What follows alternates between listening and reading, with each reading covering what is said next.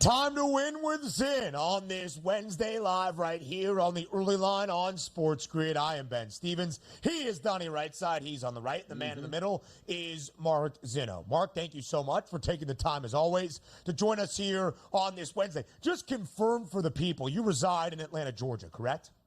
That is correct, my good man. So after the weekend that was for the Atlanta Braves and the bombshell news on Sunday that Ronald Acuna Jr. has torn an ACL and is out for the remainder of this year, what is the vibe, Mark Zinno, around the ATL? The Braves feel kind of cooked. I said that. It was sort of tongue-in-cheek. Then people will remind you, well, they won the World Series last time without Ronald Acuna.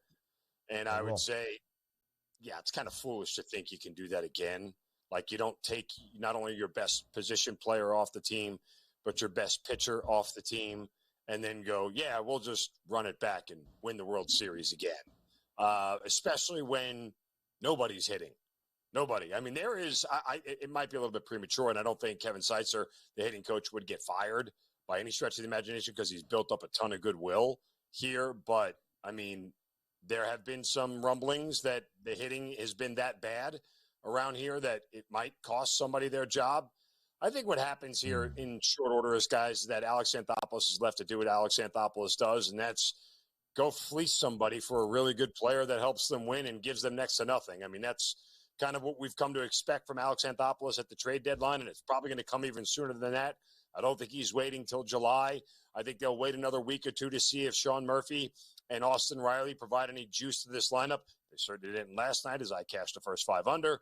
But, this is a spot where if they don't start to hit the ball very quickly, you're going to see some changes being made because guess what?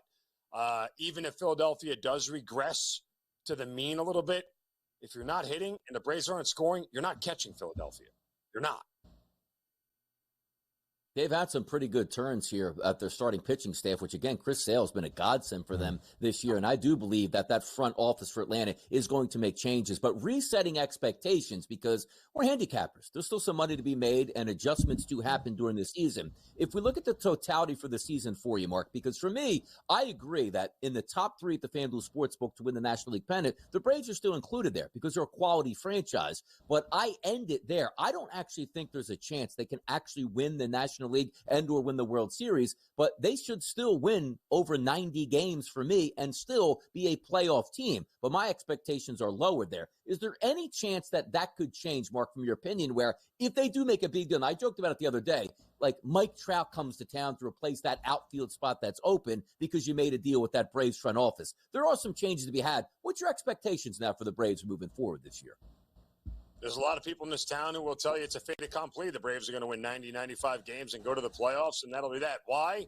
Because they saw a 13-year run where the Braves won 90, 95 games, went to the playoffs, and only netted 1 World Series. And deja vu. We might be in that same scenario here again going forward. But, yeah, I mean, there's names that you can bandy about here, DRS, that might change the Braves' fortunes. But in reality, guys, it's not often you see a trade deal or an acquisition deal like a midseason trade that comes in and alters a franchise that greatly. They were already playing well, and their core was already doing well. The problem is the Braves' core isn't doing well right now. Matt Olson continues to struggle. The ball isn't going out of the ballpark. They're not seeing home runs from a lot of people. Ozzie Albies isn't hitting the ball with the regularity that you expected him to, and there was a feeling, well, Acuna wasn't hitting anyway, and we were still winning games. Okay, I don't like that sort of mentality. It's, it's kind of like, well, I'm paying $4.50 a gallon for gas. Why don't I just pay $4.75? No, that's a bad mentality to walk into things with. So, you have to try to improve and get better constantly, and I think Anthopoulos will do it. Whether it's a guy like Mike Trout, who knows? But I know this much.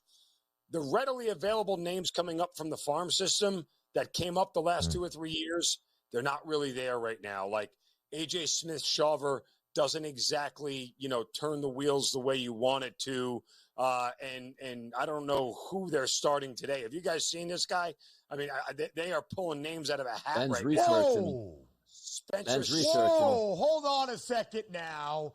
Let's not What's the degrade the good pronunciation name on of the this guy's name? 2021 Big Ten Baseball Player of the Year, Spencer Schwellenbach, from the Nebraska Cornhusker Baseball Program. They're pulling him up from AA, and he is going to absolutely shove against the Washington Nationals. Might be my best bet of the day. Does this guy like Nebraska sports? Who is to say? But I think it is a fair point to question what the ceiling is now for the Atlanta Braves. Still an 8-1 number, still in the tier of 3 in the National League at 4-1 to win the pennant. So, Zinno, let's go big picture. Let's look at Major League Baseball. We have had the discussion with Craig Mish. We have had the discussion with ourselves and you here that after Memorial Day weekend, you get a better assessment, maybe a true assessment and evaluation of clubs around MLB, what they have looked like in the first 2 months, what their outlook is for the rest of the summer in the long stretch of 162. So what do you make of the bigs and as it correlates to the World Series odds following Memorial Day weekend? I got to tell you, I mean, not to sound like a homer, but the Yankees are 1,000 times better than I ever thought they would be. They have they're getting a ton of pitching that nobody could have predicted. When Garrett Cole went down in spring training and just, you had a whole bunch of names beyond Nestor Cortez that you just couldn't really trust. Marcus Stroman was a big question mark. Carlos Rodon was a big question mark. I think a lot of teams in Major League Baseball head into the season with a ton of ifs. If they get this pitcher to pitch well, if this guy produces in the lineup, if the bullpen holds it together, it's just a question of how many of those ifs become true. A lot of the Yankees' ifs have become true to this point. If Juan Soto was as good as advertised, he was. Rodon has been better than we expected. Stroman has been good. So I think between that and the Houston Astros sort of falling off a little bit, we sort of get the idea that both of these teams, one is better than what they expect, the other one is worse than what we expect. You know who else has been better than expected probably for New York? Luis Gil. He is on the hill today against the Halos in Anaheim. It's only Luis.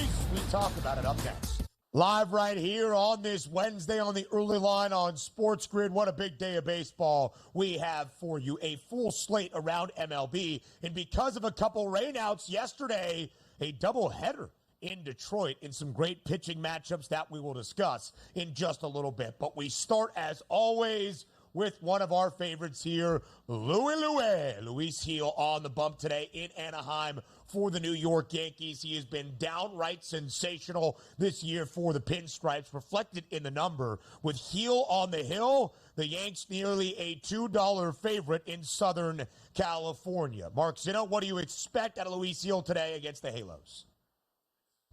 Well, I have looked at this game closely because I am contemplating backing Luis, don't call me Lucas Gil, on the run line, actually, with the Yankees here, laying the 1.5 and honor it minus 115, because guess what?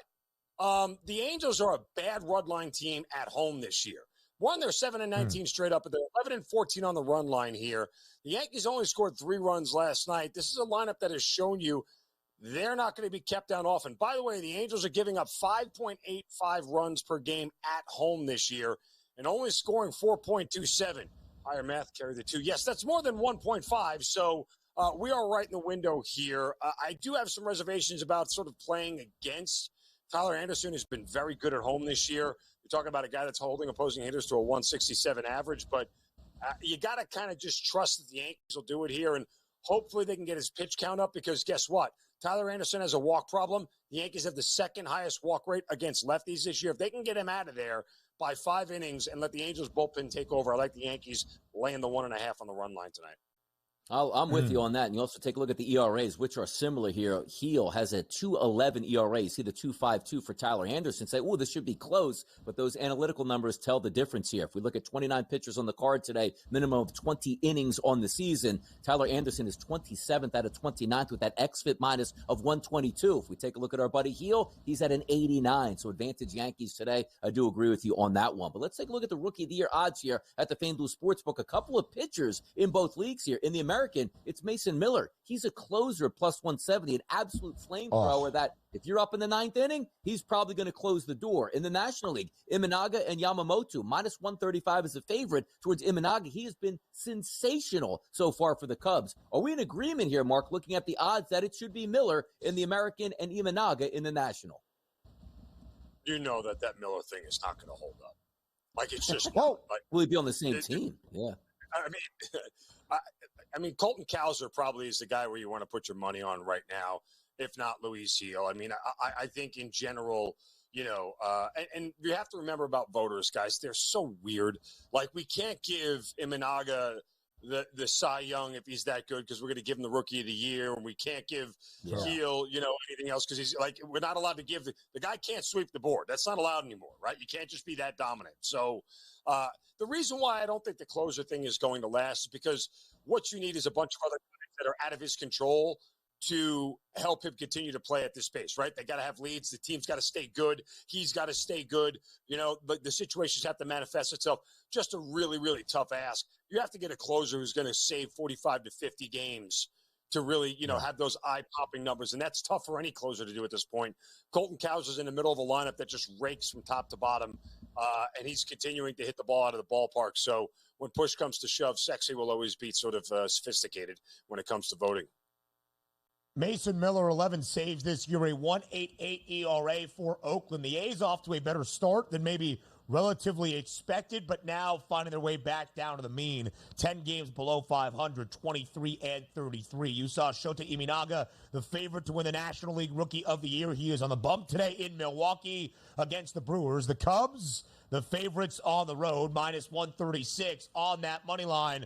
But a little birdie told me that Mark Zinno is not back in Shota today for Chicago. Zinno, how come we're looking at the Brew Crew? Well, they're a better team. I mean, like, by a wide margin. I think the wrong team is sort of favored here in this spot. Look, I know Imanaga's numbers, they're eye-popping and they're great, right? Let's do the old narrative thing. He's not going to win every game, is he? No, he's not. Eventually, he's going to lose one. But there's a couple of other things at play here. When you talk about Milwaukee being the better team, despite losing last night, their run differential is at 48, plus 48. The Cubs is minus 4. Not only that, the Milwaukee Brewers against left-handed pitching this year, top 10 and top 5 certain cases in batting average, PS and WRC plus. Imanaga gets knocked around, takes his first loss of the year today as the Brew Crew as an get a win. 5-0, they .84 ERA. And Zinno said the words knocked around. I love the confidence, Mark. As always, we thank you.